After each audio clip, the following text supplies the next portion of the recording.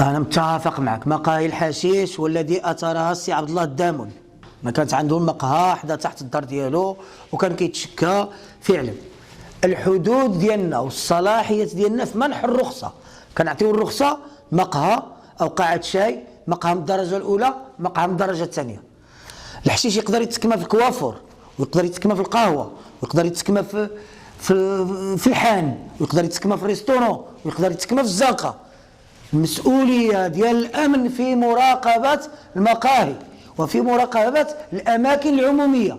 بل كاين في الإرجي كاين واحد القسم مسمي الأماكن العمومية لي ليو بيبليك، هذا هو الدور ديالهم.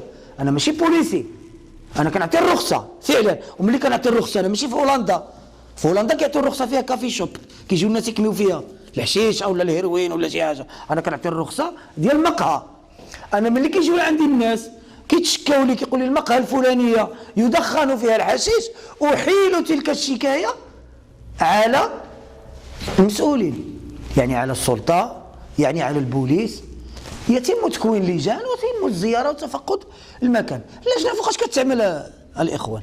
كتعمل في ساعة التوقيت الإداري. في ساعة التوقيت الإداري كتعرفوا كاملين الخصائص ديال مدينة طنجة، يعني من 9 الصباح ل 3 نتحداكم ولا جبرتي في شي قهوة شعبية شي واحد جالس.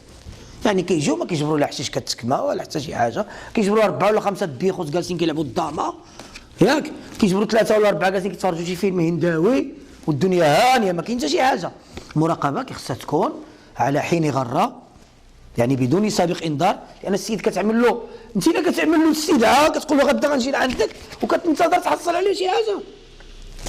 ومع ذلك راه من حقنا، وإلا خرجوا خرجت لجنه وعطتنا ملاحظات وجبرت مخالفات لا اخلاقيه ولا مخالفات واقعيه، يعني نبدل شي بني ولا شي حاجه ولا كذا، راه من حقنا نسحبوا الرخصه.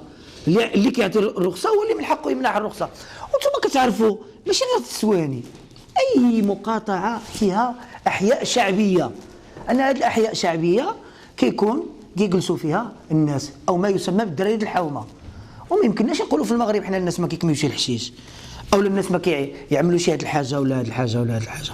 لا بالفعل ان ملي كتكون المكان والقيمه ديال المكان، مثلا في بوليفار كيكون الكاماريرو ولا مول القهوه عنده قاعه شاي، ما كيخليش الناس يكميو الحشيش، وكيدخل فلوس، كيبيع القهوه ب 10 دراهم وكيبيع العصير ب 15 دراهم.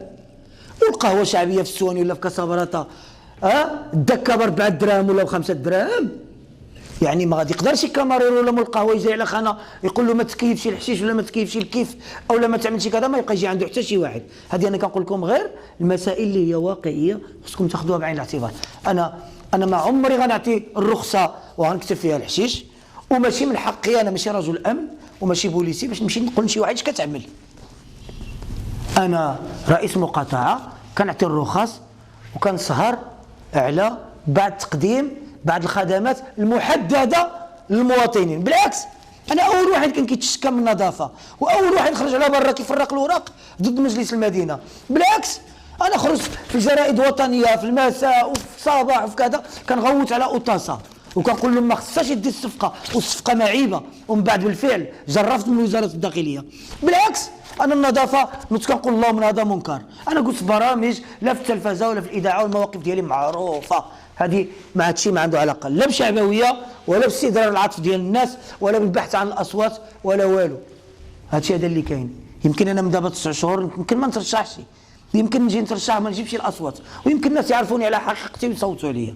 واللي كيقولوا هذا اللي عطى الله، هذا العطار، وهذا الشيء هذا اللي عنده كيبيعه. انا من النهار اللي جيت ترشحت ما كذبت على شي واحد، ومن بعد جبرني كنتعامل بشي طريقه اخرى. انا كنت عندي برامج، انا قلت لك القضيه ديال مقاطعه السواني من الاخطاء ديال الاداره.